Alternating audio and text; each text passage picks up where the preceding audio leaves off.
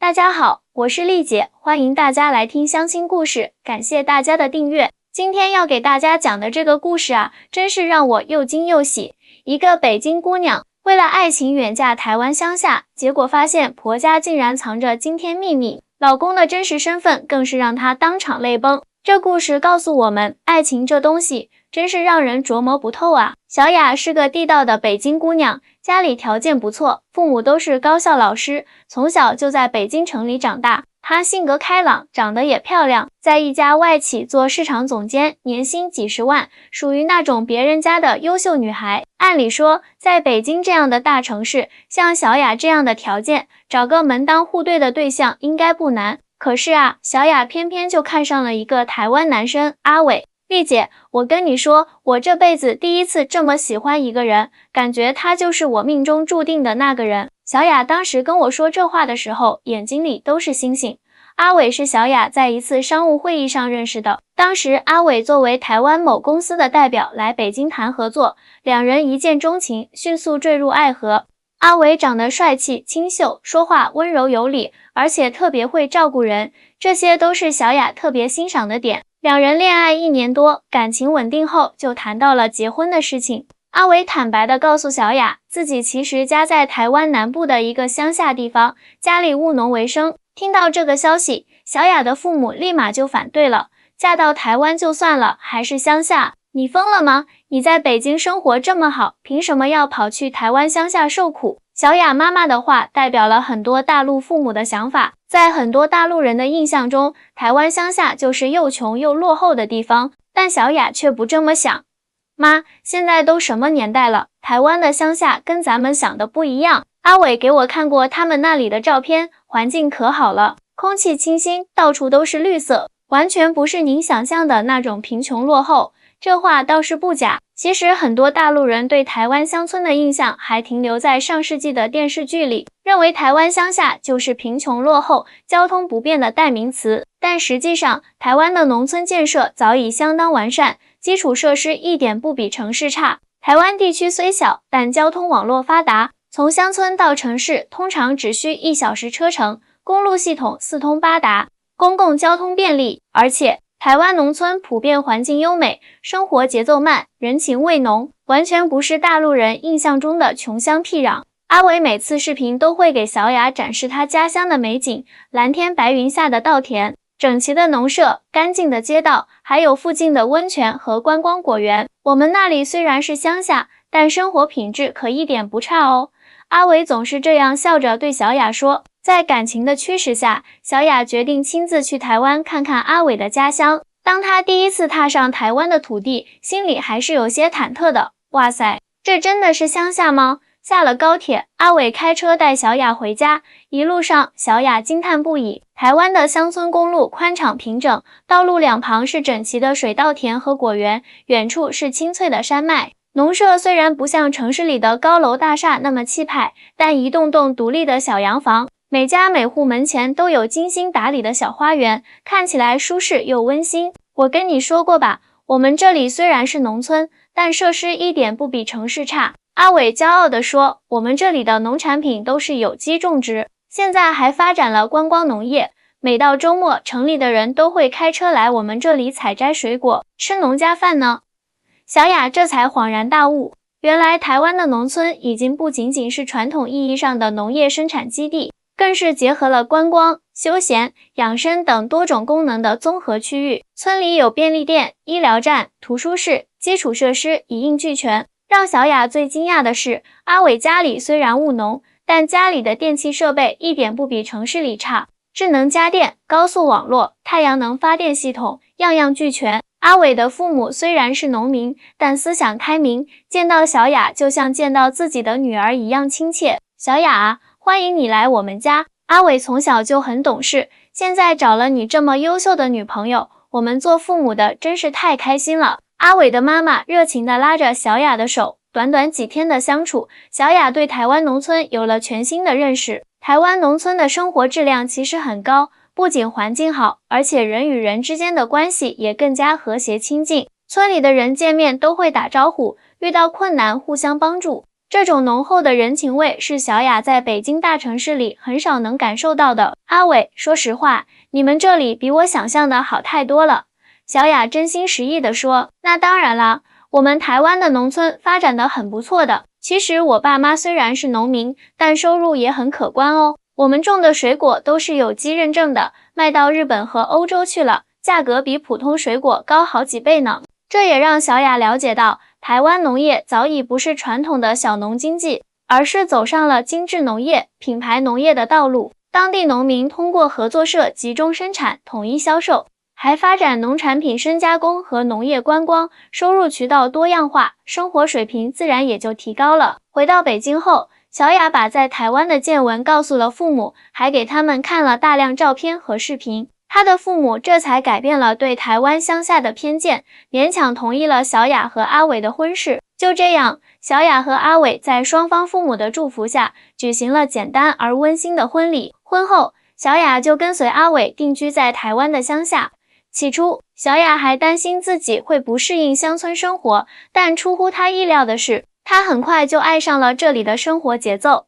早上，小雅会跟着婆婆去附近的市场买新鲜的蔬果。白天，她在家远程办公，继续做着她的市场策划工作。傍晚，她会和阿伟一起在自家的小院子里种花种菜。晚上，一家人围坐在一起，吃着新鲜的农家菜，聊着一天的见闻。这种慢节奏、高品质的生活，让小雅感到前所未有的满足和幸福。丽姐，我现在才明白，幸福不在于你住在哪里，而在于和谁在一起，过着怎样的生活。小雅在给我的视频通话中感叹道。可是好景不长，婚后半年，小雅开始发现一些奇怪的事情。首先，虽然阿伟说家里是务农的，但他似乎很少下地干活，大部分农活都是雇工来做。其次，村里的人对阿伟家似乎特别尊敬，每次见到阿伟的父亲都会恭恭敬敬地打招呼。此外，阿伟家经常会有一些看起来很有身份的人来访，他们每次来都会和阿伟父亲在书房密谈。最让小雅困惑的是，阿伟家虽然表面上看起来是普通农家，但家里的摆设和生活用品却透露出不一般的品味和经济实力。古色古香的家具，价值不菲的字画，还有阿伟母亲随手拿出来的看起来很名贵的首饰，这一切都让小雅感到疑惑。阿伟，你们家是不是有什么事情瞒着我？一天晚上，小雅忍不住问道。没有啊，我们家就是普通农家啊，有什么好瞒的？阿伟笑着回答，但眼神却有些闪烁。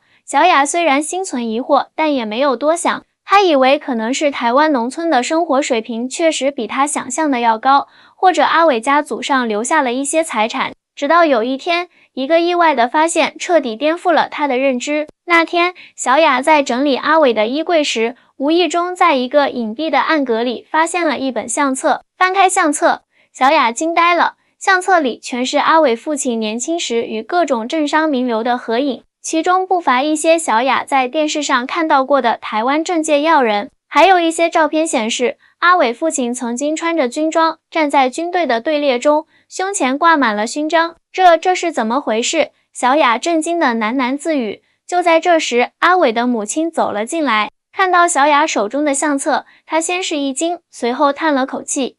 看来是时候告诉你真相了。阿伟母亲坐下来，语气沉重地说，其实我们家并不是普通的农家。阿伟的母亲徐徐道来，小雅，你公公年轻的时候是台湾军方的高层将领，后来转任政府要职，直到10几年前才退休。我们在台北有自己的房子，但你公公退休后嫌城市太吵，就回到了老家这边，过起了他年轻时就向往的农村生活。小雅听得目瞪口呆，那为什么要瞒着我呢？这不是阿伟的主意吗？婆婆叹了口气，她说怕你知道家里的背景后会有压力，或者认为他在追求你的时候有所隐瞒。她想凭自己的能力赢得你的心，而不是依靠家族的背景。这时，阿伟刚好回家，看到这一幕，立刻明白发生了什么。他紧张地看着小雅，老婆，对不起，我不是有意瞒你的。小雅只觉得一股热流涌上眼眶，你知不知道我有多担心啊？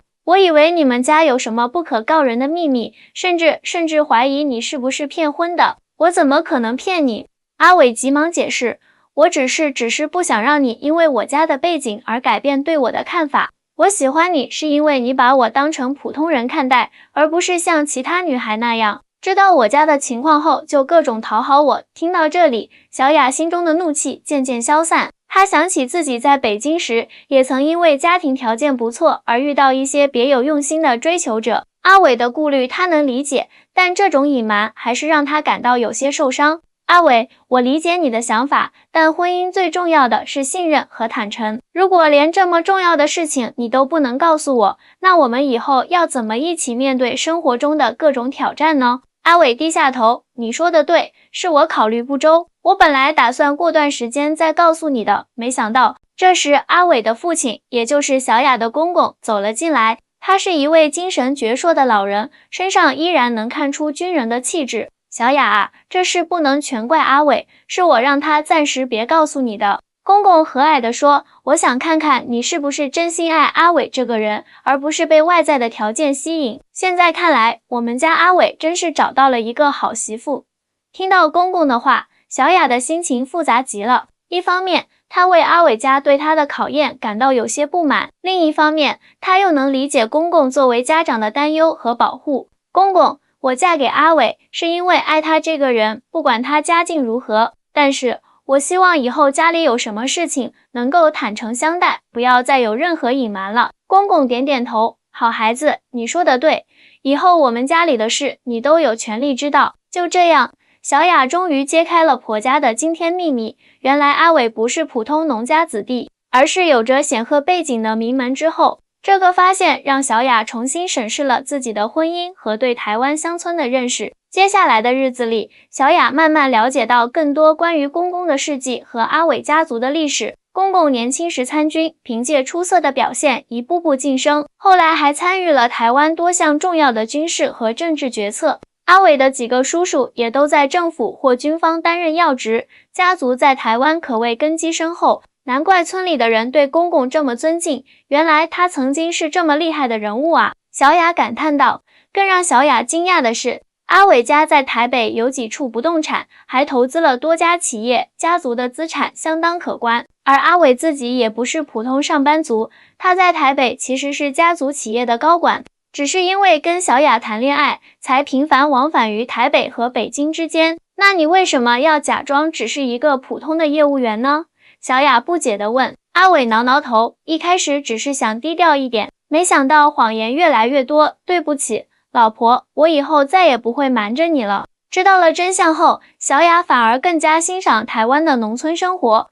她发现，在台湾，无论是普通农户，还是像公公这样的名人，都能选择回归自然，享受乡村生活，而不会被视为没出息或不体面。这与大陆许多人热衷于往大城市挤的风气形成鲜明对比。在大陆，很多人一心想往北上广深发展，认为只有大城市才有机会和未来。但在台湾，很多成功人士反而会选择回到乡下，过一种与自然和谐相处的生活。小雅在给我视频通话时感慨道，这种价值观的差异真的很有意思。的确，台湾的城乡差距远小于大陆。农村和城市的基础设施、公共服务、生活品质的差异并不明显。台湾农村不仅有完善的水电路网，还有便捷的医疗、教育资源，居民的生活质量普遍较高。而且，台湾农村保留了许多传统文化和人情味，社区关系紧密，邻里互助，这些都是现代城市生活中日渐稀缺的宝贵品质。